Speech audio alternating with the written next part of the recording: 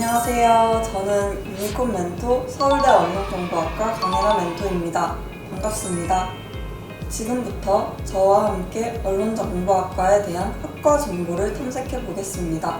유니콘 멘토 멘토링이 앞으로 여러분들이 진학을 결정함에 있어 많은 도움이 되기를 희망하겠습니다. 감사합니다. 제가 지금 진학하고 있는 서울대학교 언론정보학과는 여러분들이 자주 생각하시는 신문방송학과라고 생각하시면 될 것 같아요. 신문방송학과는 대학교마다 학과별 명칭이 다양하게 존재하는데 예를 들면 고려대학교의 미디어학부, 연세대학교의 언론홍보영상학부처럼 저희 학과도 서울대 내에서 그런 신문방송학과의 역할을 맡고 계신다고 생각하시면 편할 것 같습니다. 우선적으로 저희 학과에서 무엇을 배우는지 얘기하기에 앞서 저희 학과에 대한 오해를 잠깐 풀고 지나가야 할 것 같아요. 저희 학과의 명칭이 언론정보학과이다 보니 여러분들이 언론을 들으면 생각하실 때 흔히 떠오르는 뭔가 기자라던가 뉴스 같은 것들만을 배운다고 생각하기 쉬운데요. 실제로는 그렇지 않습니다. 기본적으로 저희 학과에 있는 언론은 말하고 논하다라는 뜻인데요. 그래서 저희 학과는 말하고 논하는 모든 것, 그러니까 저희 학과에 배우는 핵심은 소통이라고 보시면 될 것 같습니다. 소통이 되게 이렇게 말하면 뭐지 싶으실 수도 있는데 되게 다양한 소통에 대해서 배운다고 생각하시면 될 것 같아요. 쉽게 말해서 여러분들이 친구와 말하는 것도 소통이고, 제가 여러분한테 이렇게 동영상을 통해서 말하는 것도 소통이고, 뉴스도 유튜브도 다양한 방법들이 있을 수 있는데요. 그런 다양한 소통들에 대해서 모두 배운다고 생각하시면 될 것 같고, 쉽게 생각하는 그런 뉴스나 뭐 기자 관련된 것도 모두 배우지만 컴퓨터를 통해서 배우는 코딩 같은 소통, 그리고 유튜브 같은 영상을 만드는 그런 모든 것들을 배운다고 생각하시면 될 것 같습니다. 그리고 다른 대학과의 조금 차별점을 말씀을 드리자면 아무래도 저희 학교는 서울대학교다 보니까 조금 더 이론 중심의 학교라고 생각하시면 될 것 같아요. 그래서 영상 실습이라던가 이런 것들이 특화되어 있다고 말하기보다는 좀 더 이론에 대해서 탄탄하게 배우는 그런 학과라고 생각하시면 될 것 같아요. 1학년 때는 기본적으로 여러분이 진학할 때는 조금 달라질 수도 있는데요. 저희 학과는 1학년 때는 기본적으로 커뮤니케이션의 이해라는 수업을 배우게 됩니다. 그 수업에서 모든 교수님들의 수업을 한 번씩 들으면서 저희 학과가 배우는 방식이 되게 다양하다 보니까 이렇게 한 번씩 들으면서 자신이 진짜 관심 있는 분야가 무엇인지를 생각을 하게 되는 것 같아요. 그러고 2학년, 3학년이 되면서 관심 있는 커리를 주로 타게 되는데요. 조금 세분화를 크게 해보자면 일단 기본적으로 앞서 말씀드렸던 언론 관련, 그러니까 뉴스나 기자 관련 그런 부분에 대해서 배우는 것도 있고요. 그리고 다양한 커뮤니케이션 이론들에 대해서 배울 수도 있습니다. 그리고 영상 관련해서나 아니면 한류 관련해서 관심이 있다면 그런 쪽에 대해서도 배울 수 있어요. 자신이 관심 있는 커리를 쭉 타는 경우가 대부분이지만 그렇다고 해서 무조건 그 커리만 타야 되는 건 아니고 그런 와중에도 또 관심 있는 과목들이 있으면 그렇게 듣는 경우가 대부분인 것 같습니다. 진학 관련해서 말씀드리기 전에 저는 사실 중학교나 고등학교 때는 뭔가 언론정보학과나 다른 학과를 나오면 무조건 그 학과의 대표 직업만 가져야 하는 줄 알았는데 실제로 대학교에 진학을 해보니 정말 많은 가능성이 존재를 하더라고요. 그래서 제가 여러분한테 말씀드리는 거는 언론정보학과의 대표 직업 정도라고 생각하시면 될 것 같고, 이 학과에 나오면 무조건 이 진로를 가져야 된다던가 아니면 이 진로를 가지기 위해서 무조건 이 학과에 진학해야 된다던가 하는 고정관념은 약간 버리셔도 될 것 같아요. 언론정보학과에 진학을 하게 되면 일단 제일 대표적인 직업을 3개로 나눌 수 있을 것 같은데요. 첫 번째는 언론계입니다. 흔히 생각하시는 아나운서나 기자, 방송사에서 취직하는 기자도 있겠지만 조선일보나 동아일보 이런 메이저 신문사에서 글을 쓰시는 기자분들도 있고요. 그리고 두 번째는 방송계입니다. PD나 영화 감독까지는 아니지만 그런 영상 관련된 분야에 진출하시는 분들도 되게 많아요. 그리고 세 번째는 홍보입니다.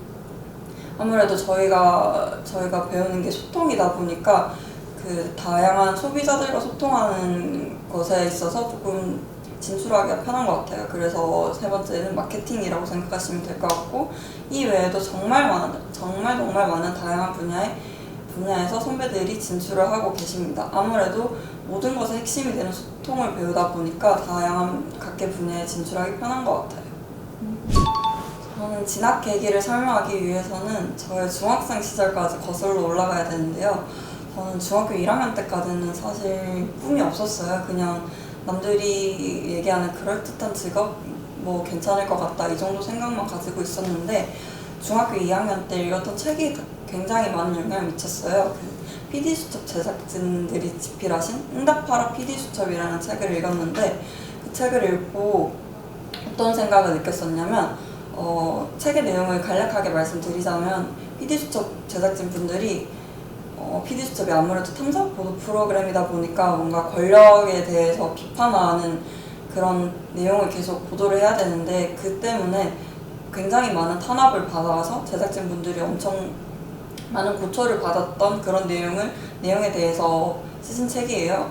그래서 그 책을 읽고 되게 저 자신을 많이 반성하게 됐어요. 그 전에 저는 직업을 고를 때 그 직업이 돈을 얼마나 잘 버는지 아니면 뭐 얼마나 안정적인지 그런 것만 생각을 했었는데, 한 직업에 대해서 자신이 생각하는 가치관을 위해서 노력하시는 분들을 보니까 그 전에 저 자신에 대해서 되게 반성하게 되고, 이 PD라는 직업이 되게 멋있다라는 생각이 들더라고요.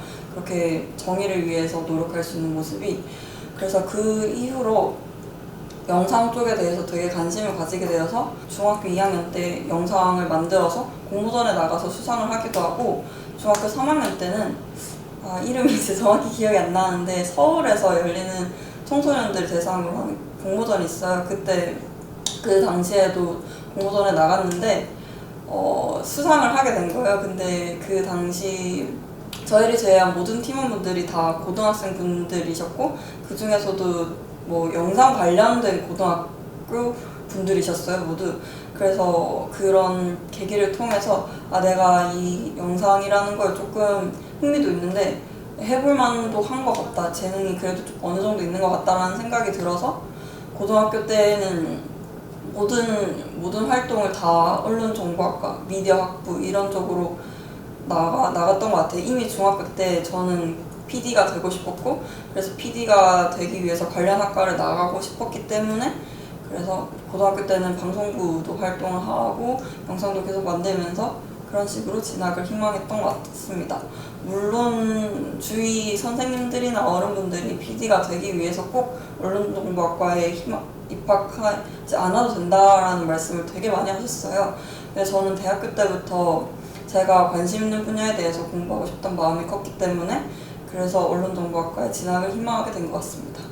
중학교 때 2번 공모전에 나갔었는데, 첫 번째 공모전에는 학교폭력 관련된 영상을 만들어서 그 영상 내용에 실제로 학교폭력을 하는 내용을 담고, 그리고 엔딩 장면에서 되게 비극적으로 끝냈었던 것 같아요. 그 친구가 자살을 했다는 내용을 암시하는 그런 내용으로 끝내서 학교폭력에 대한 심각성을 알리는 그런 영상을 준비를 했었고, 두 번째 영상 같은 경우에는 조금 특이했는데, 그 당시 공모전 주제가 기억이었어요. 그래서 어떤 기억을 담을까를 고민을 하다가 독립투사 분들에 대한 내용을 담자라는 식으로 방향이 모아졌는데, 제가 그 당시에 느끼기에는 독립투사 분들에 대한 기억은 이미 충분히 많이 나왔다고 생각을 해서 조금 더 기억 속에서 잊혀진 분들을 재조명하고 싶다는 생각이 들어서 독립투사분들의 어머니에 대한 내용을 담았어요. 그래서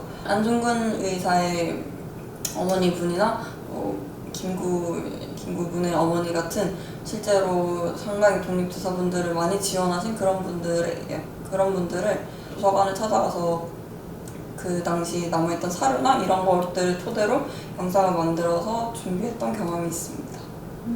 우선 제가 입학할 때 당시에는 서울대학교에서 언론정보학과는 정시를 뽑지 않았어요. 그래서 저는 수시를 일단 우선적으로 준비했고, 수시 전형이 일반 전형, 지역균형 전형, 그리고 기회균형 전형이라는 그런 특별 전형이 있는데, 저는 그 중에서도 두 번째인 지역균형 전형을 준비했습니다.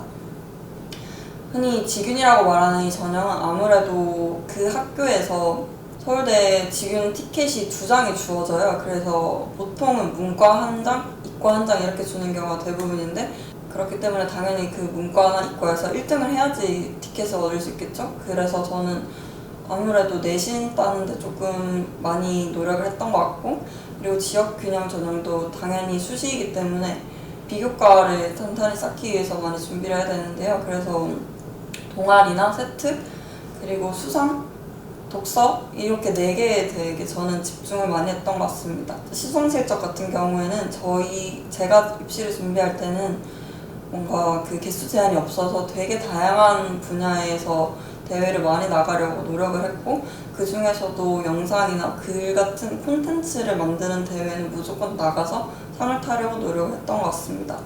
그리고 세특 같은 경우에는 정말 모든 과목에서 언론정보학이랑 연관을 짓기 위해서 노력을 했는데요.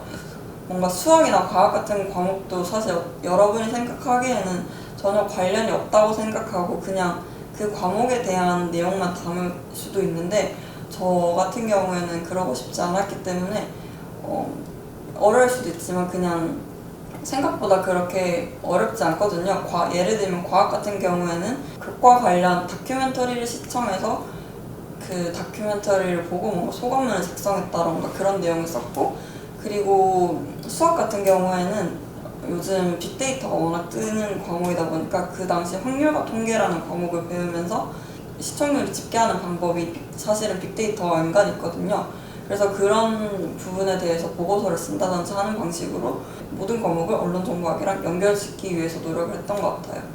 그리고 동아리 같은 경우에는 사실 되게 뻔하지만 방송부를 다녔었고, 그리고 2학년 때는 논문을 집필하는 동아리에서 또 방송 관련 주제로 작성했었어요. 그리고 독서 같은 경우에는 사실 여러분들이 독서를 생각할 때 진로 관련된 독서만 많이 읽으면 된다고 생각하실 수도 있는데, 높은 대학교일수록 특히나 서울대 같은 경우에는 독서 부분이 되게 중요해요. 그래서 진로 관련된 독서뿐만 아니라 그 당시 교과에서 배웠던 내용 관련된 조금 더 심화된 내용을 책으로 읽는 걸 저는 정말 추천을 하거든요.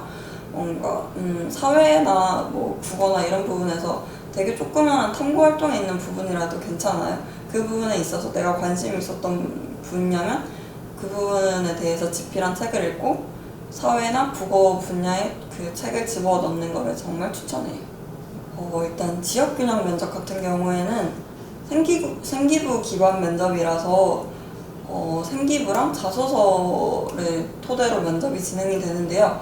제가 진학을 했던 당시에는 저는 서울대, 고려대, 연세대 면접을 봤었는데, 고려대, 연세대 면접이랑 달리 서울대 면접은 진짜 교수님들이 제 생기부랑 자소서를 정말 열심히 읽고 오셨다는 느낌을 강하게 받았어요. 그래서 면접을 준비할 때 약간 벼락치기로 내가 생기부에 뭔가 거짓된 내용을 썼었는데 그걸 급하게 준비한다 이런 식으로 준비를 하신다면 그건 정말 그 자리에서 탈로가 나기 마련일 것 같아요. 그래서 면접을 벼락치기로 준비한다기보단 1학년 때부터 진짜 내가 관심 있었던 분야에 대해서 진짜 했던 거를 생기부에다가 작성을 하고, 그래서 수능이 끝나고 난 다음, 직유는 아무래도 최저가 있다 보니까 수능도 준비를 해야 하잖아요. 그래서 수능을 끝나고 난 다음에는 1주에서 2주 정도 면접 준비 기간이 주어지는데, 그때 저는 우선 독서를 올릴 때 저는 그냥 올린 게 아니라 독서 기록을 무조건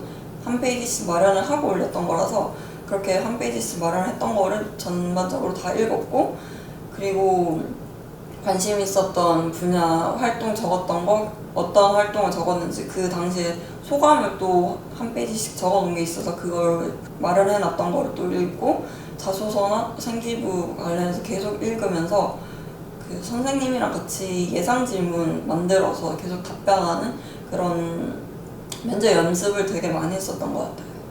커트라인 같은 거는 당연히 없는데, 왜냐면 수시는 정시처럼 정량평가가 아니라 정성평가이다 보니까 이 점수 때면 몇 점, 이 점수 때면 몇 점 이런 거는 정말 없어요. 근데 아무래도 지균이다 보니까 일반 전형보다 애초에 지원하는 분들의 내신 커트라인 풀이 높은 거는 맞아요. 제가 그 당시 총 내신이 1.2 정도였던 것 같은데 1.2가 절대 저는 높은 편이 아니었던 걸로 기억해요. 과목별 공부 방법을 알려드리기 전에 저는 사실 내신 공부하는 방식이랑 수능 공부하는 방식이랑 조금 달랐던 거예요. 내신 공부할 때는 일단 기본적으로 학교 선생님이 문제를 내다 보니까 학교 선생님이 제일 중요하다고 생각해서 수업을 진짜 열심히 들었었거든요.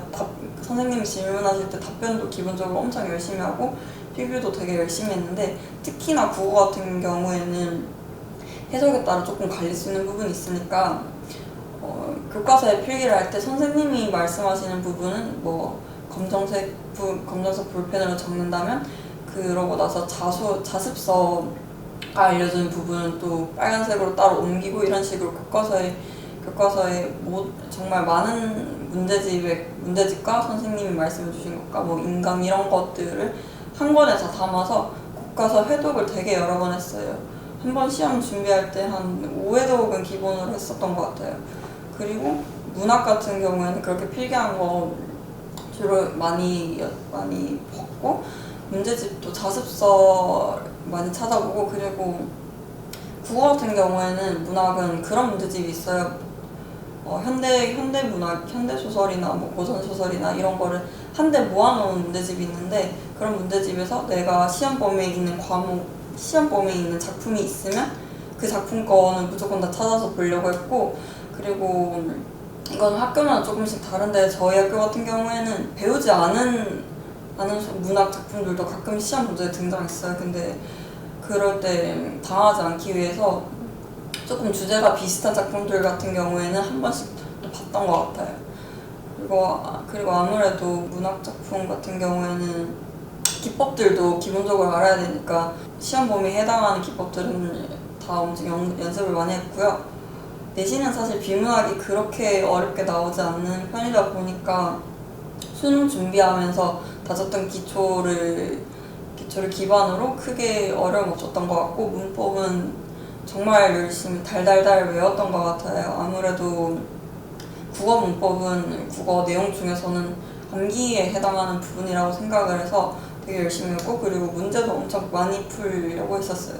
수학은 사실은 수능 준비하면서 내용이 비슷하니까 크게 내신 준비할 때는 뭔가 공부 방법이 다 크게 다르진 않았던 것 같은데 기본적으로 저는 문제를 되게 여러 번 풀었어요. 수학 공부할 때 한 문제를 여러 번 푸는 게 좋은지 뭐 여러 문제를 한 번 푸는 게 좋은지 이런 게 의견이 조금 갈릴 수도 있는데 저는 여러 문제를 여러 번 풀었고요. 특히 어려운 문제 같은 경우에는 어떤 방식으로 여러 번 풀었냐면 안 풀리는 문제가 당연히 있을 수도 있잖아요.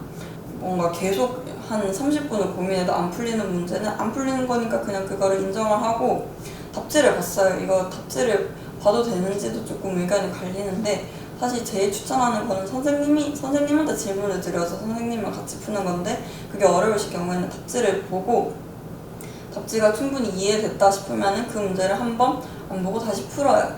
그리고 그 다음 날에 그 문제를 다시 푸는 거예요. 그래서 다음 날 다시 풀었을 때 풀리는 경우가 있을 수도 있는데 안 풀리는 경우가 있을 수도 있거든요. 그러면 내가 그 문제를 제대로 이해를 하지 못했다는 거예요.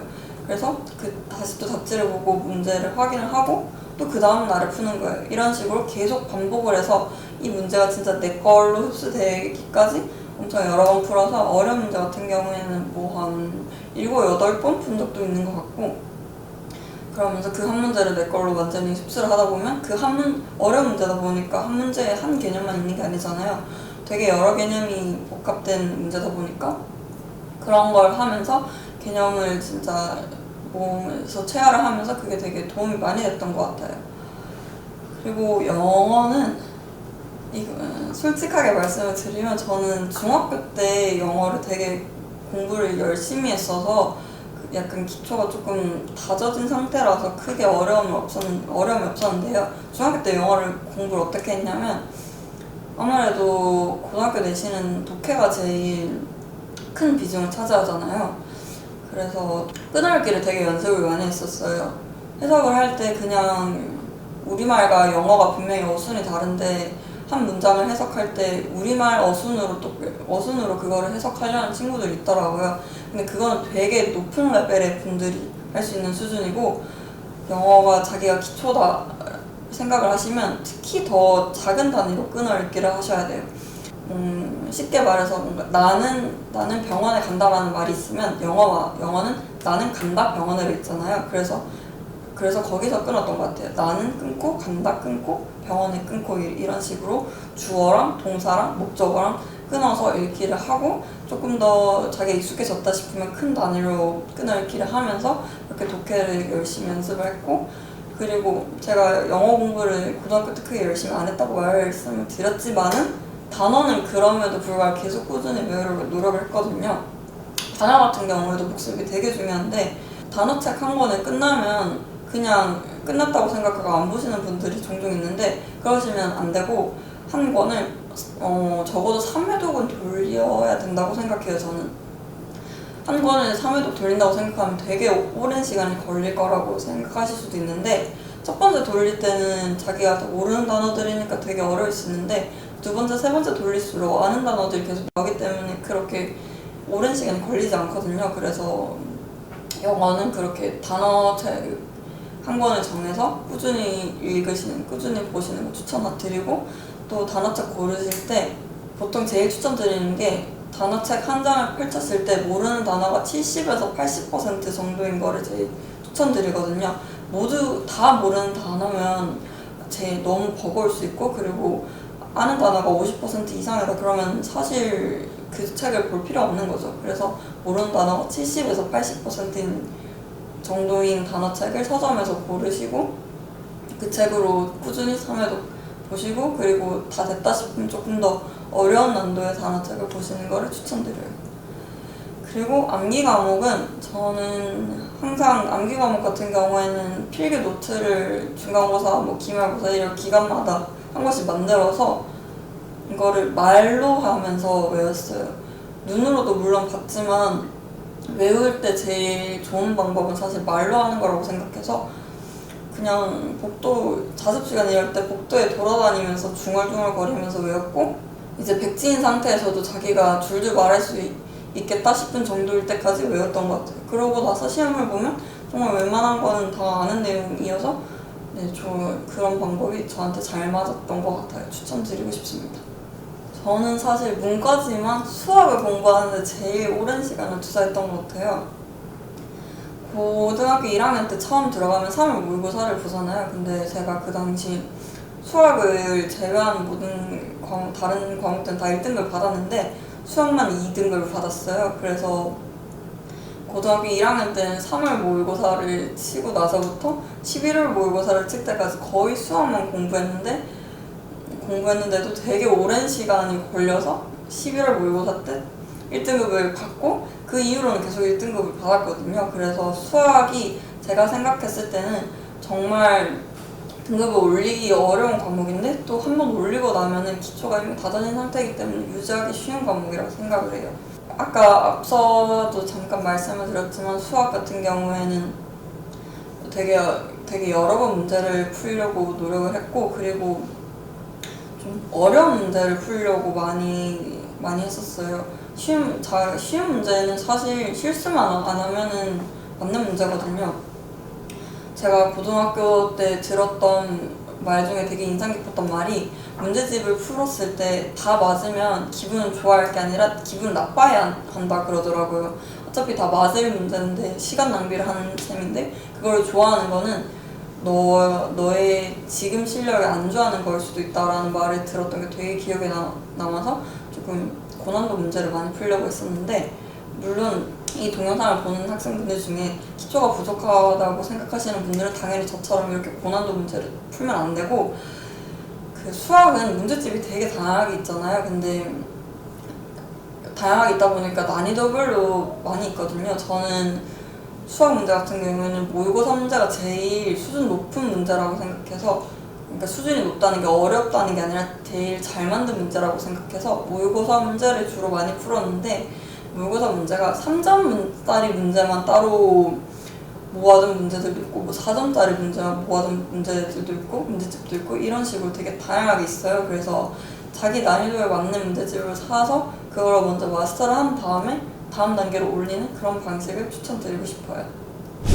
제가 생각했을 때 독서를 제일 지루해하는 이유는 뭔가 이거를 내가 억지로 해야 되면 지루하다는 느낌이 제일 많이 드는 것 같아요. 또 억지로 하는데 또 그 와중에 약간 자기가 관심 없는 어려운 분야 책을 읽다 보면 당연히 이렇게 지치기 마련이고 결국은 막 안 읽었는데 읽었다고 생기부에 올리기도 하고 이런 안 좋은 일들이 발생하는데 저는 저 같은 경우에 독서에 흥미를 붙이기 제일 쉬운 방법은 진짜 자기가 관심 있는 분야를 읽는 것 같아요.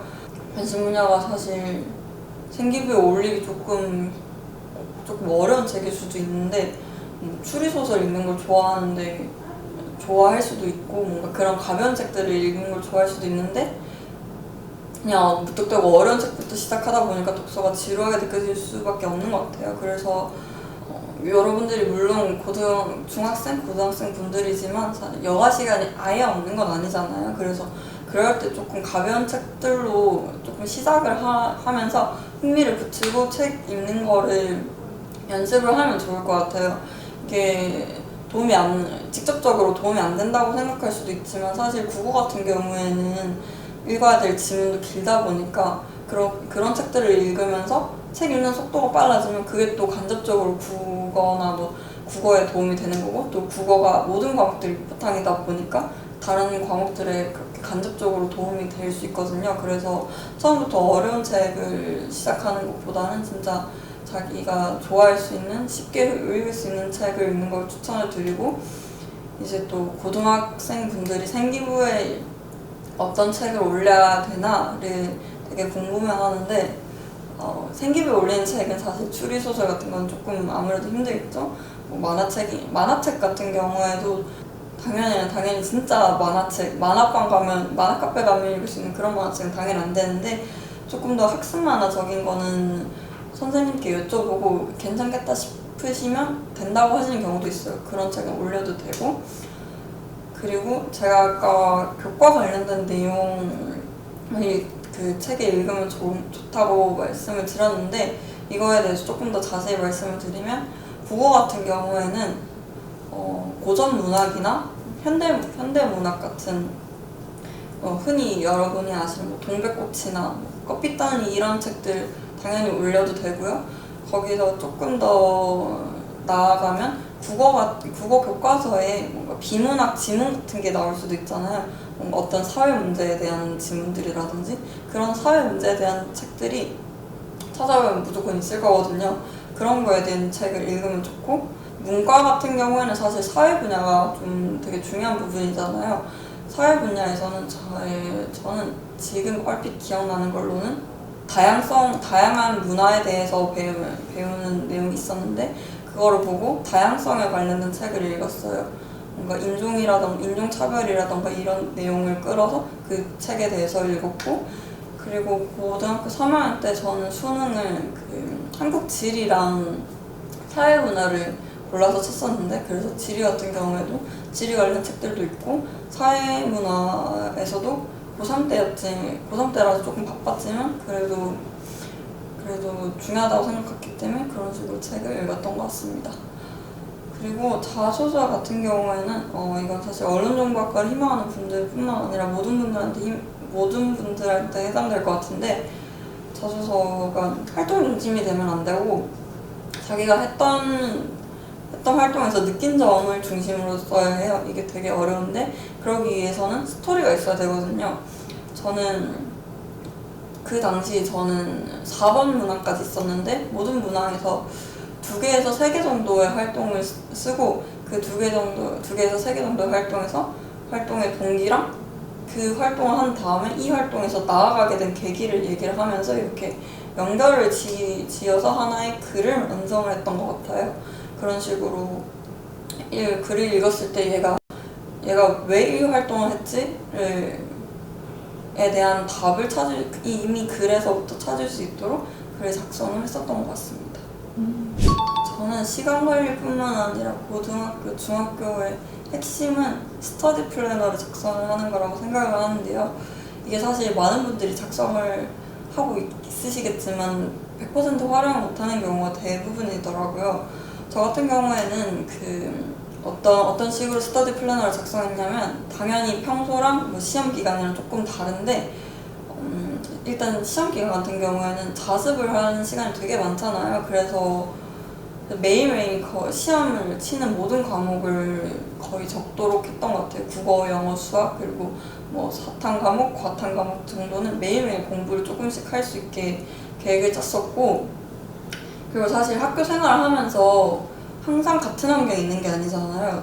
그러니까 뭔가 되게 조용한 환경에 있는 시간이 있을 수도 있고, 조금은 시끄러운 환경이 있을 수도 있고, 그리고 이렇게 통으로 시간이 주어지는 게 아니라 쉬는 시간, 점심시간 같은 자투리 시간이 있을 수도 있는데, 저는 그 시간들을 모두 다 활용을 잘 하기 위해서 계획을 짤 때 다양하게 짤 수 있도록 계획을 짰어요. 그러니까 자투리 시간에 하기 좋을 만한 공부도 집어넣었고, 단어 암기 같은 그리고 조금 시끄러운 상황에서도 집중해서 할 수 있는 공부도 넣었어요. 수학 문제를 푸는 것 같은 경우에는 뭔가 교과서를 읽는다거나 그런 것보다 집중력이 조금 덜 필요하다고 생각해서 그런 식으로 모든 시간을 다 활용할 수 있도록 되게 다양하게 넣었던 게 되게 도움이 많이 된 것 같아요. 그리고 저 같은 경우에는 2학년 때가 사실 제일 바빴는데, 2학년 때 내신도 공부하고 수능도 모의고사도 공부하고, 그리고 제가 그 당시 동아리 회장도 2개를 맡고 있어서 되게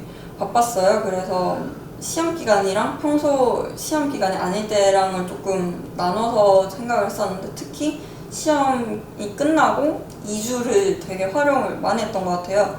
보통 학생들은 당연히 내신 준비하고 지쳤다 보니까 조금 그냥 휴식을 취하는 경우가 많은데, 그것도 물론 필요하지만 저 같은 경우는 그때 미리 학교에서 열리는 대회가 스케줄이 매년 1년에 어떤 대회들이 이때 열리는지가 스케줄이 미리 나오거든요. 그거를 보고 미리 달력에 적은 다음에 그런 대회들을 그 2주 동안에 미리 준비를 했던 것 같아요. 그리고 비교 같은 경우도 그때 준비를 했고, 그리고 방송부 같은 경우에도 사실 방송부가 되게 바쁘잖아요. 저는 그때 회장이었는데, 그래서 축제 준비나 축제 기간이나 이런 방송부가 바쁠 때는 쉬는 시간은 거의 그런 동아리 활동에만 투자를 하고, 그리고 내가 공부하는 시간은 안 뺏길 수 있도록 그렇게 노력을 하면서 시간 관리를 했던 것 같아요. 지금 생각해보면 저는 고등학생 때 되게 많이 울었던 것 같아요.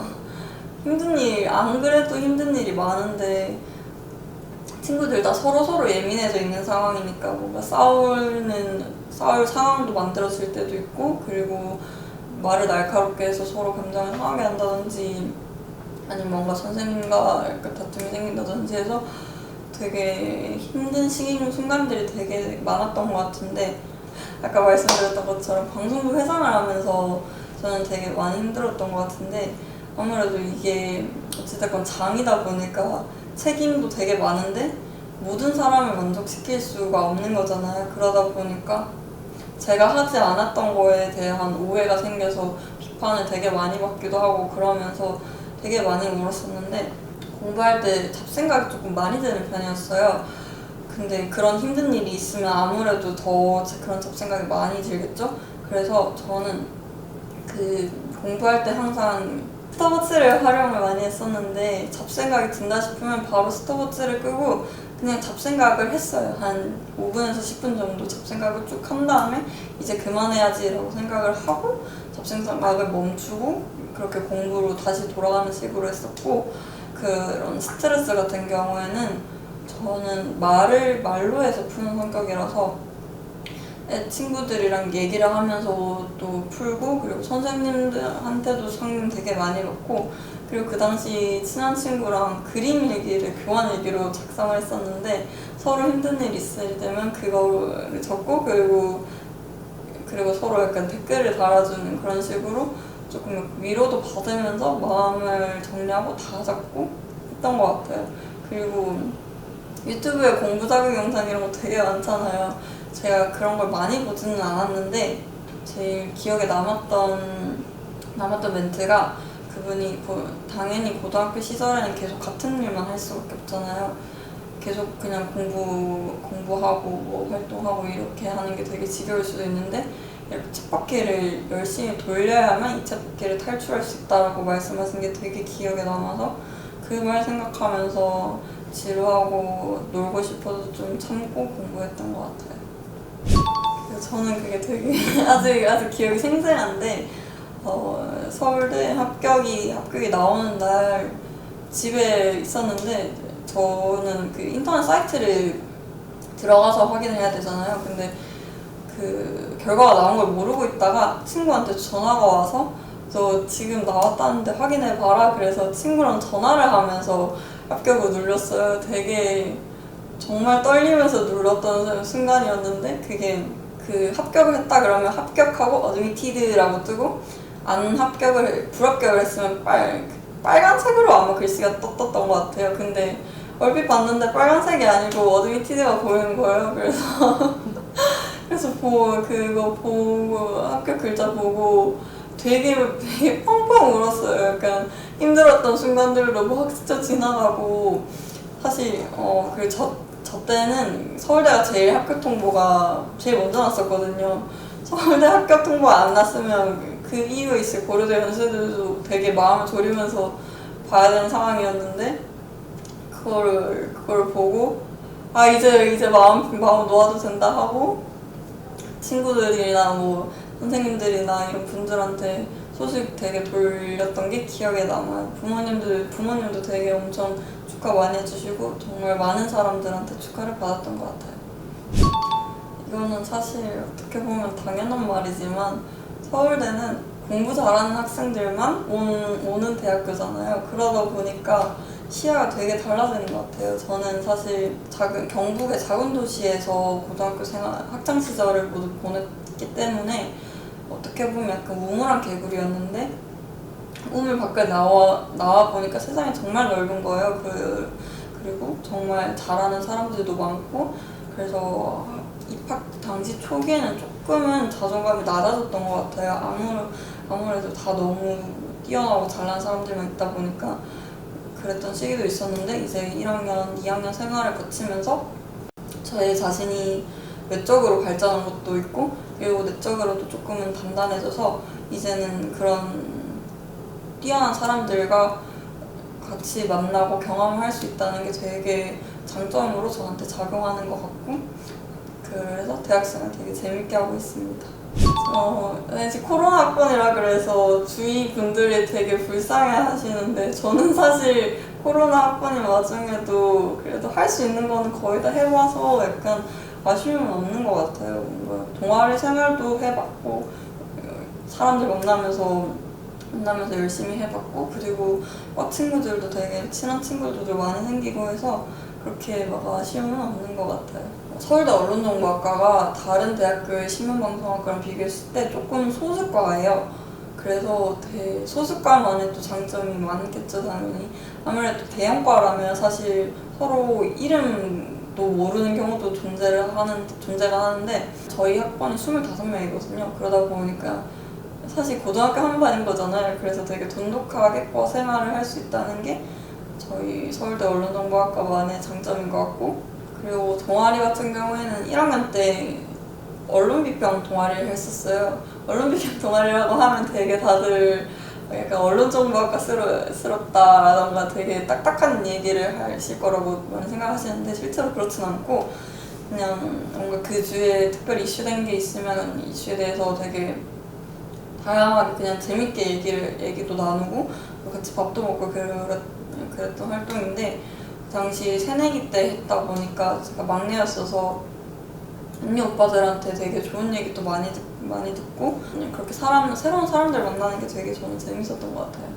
그리고 아무래도 뭔가 동아리 활동이나 뭔가 다른 대외 활동 같은 거를 하다 보면 다른 연사분들을 섭외할 일이 가끔 생기거든요. 시민단체 분들이 인터뷰한다던가 그럴 때 아무래도 서울대학교 언론정보학과라고 말씀을 드리고 하면 거의 대부분은 그 요청을 받아주시더라고요. 그래서 그런 외부인이 봤을 때 이미지가 좋은 것도 물론 되게 장점인 것 같고 그리고 또 학교에서 되게 그런 걸 많이 해요. 되게 요즘은 비대면으로 모든 게 다 하다 보니까 줌으로 강연 같은 걸 되게 많이 개최를 하는데, 그게 저희 학교 교수님들이 여는 강연도 있고 다른 대학이나 뭐 다른 기업분들을 초청해서 하는 연사도 있는데, 그런 좋은 강연을 무료로 자유롭게 들을 수 있다는 것도 서울대만의 장점인 것 같아요. 재밌었던 수업 하면 제일 생각나는 게 1학년 2학기 때 들었던 과목인데요. 그 과목이 조금 특이한 게 일반적인 과목처럼 수업을 들어서 학점을 따는 게 아니라 각 기관에 봉사를 나가서 봉사 기관에서 하라고 하는 것들을 한 다음에 그 다음에 그 기말평가 들어간 이후에 학점을 따는 과목이에요. 저 같은 경우는 서울대학교 내에 그 국제기구인 세계식량 계획이 서울대학교에 한국사무소가 위치를 했어요. 그래서 서울대랑 연계해서 수업을 하길래 신청을 했었는데, 그 과목이 제일 기억에 남는 것 같아요.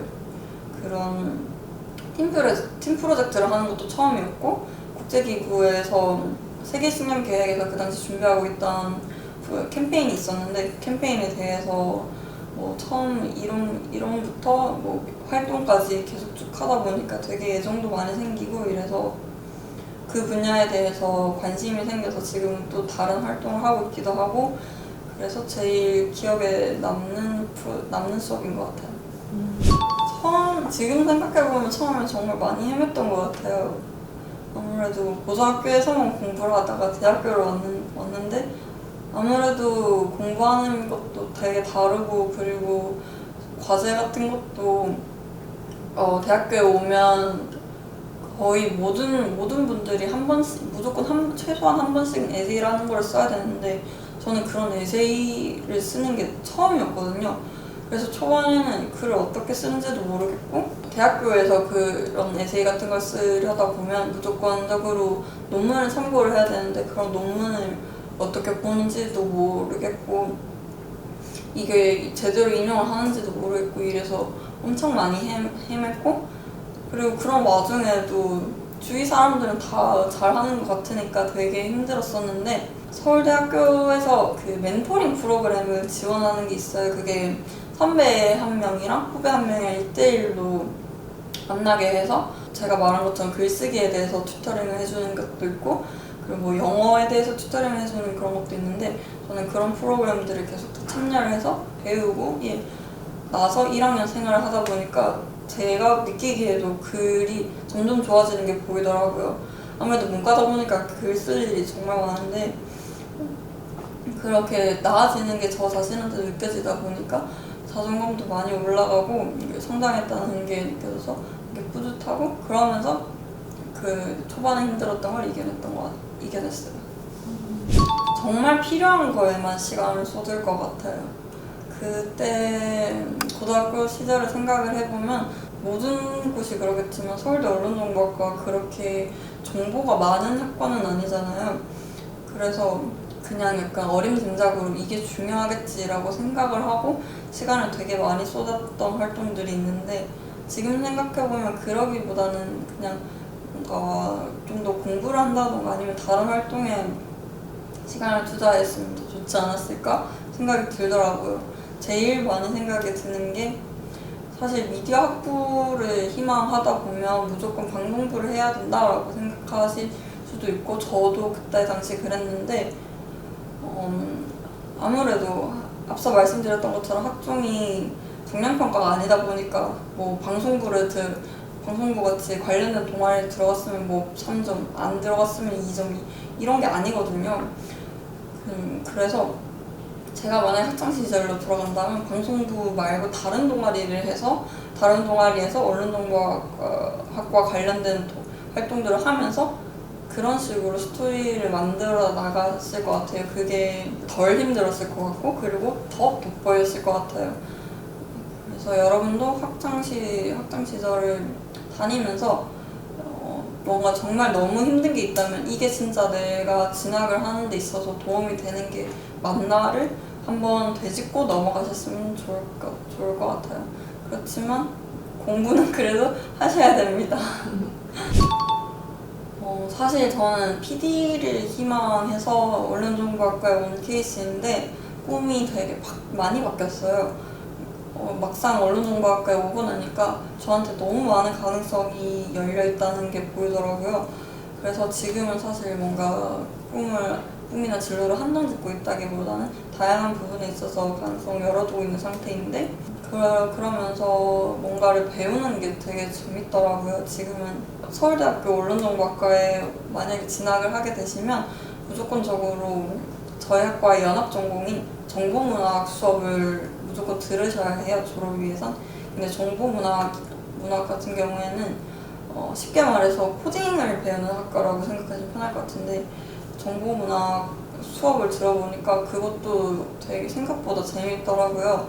저는 뭔가 콘텐츠를 만드는 기술을 습득하는 거에 흥미를 가지는 것 같아서 지금은 개인적으로 그런 코딩을 배우고 있기도 하고 그리고 다음 학기에도 그런 수업을 다시 들어보면서 계속 가능성을 열어뒀지만 가능성을 열어둔 채로 좀 더 많은 거를 배워보고 그러고 진로를 정하고 싶어요. 저는 대학에 와서 전공 수업을 들으면서 되게 많이 들었던 생각이 이래서 수시를 뽑는구나 라는 생각이 되게 많이 들었는데요.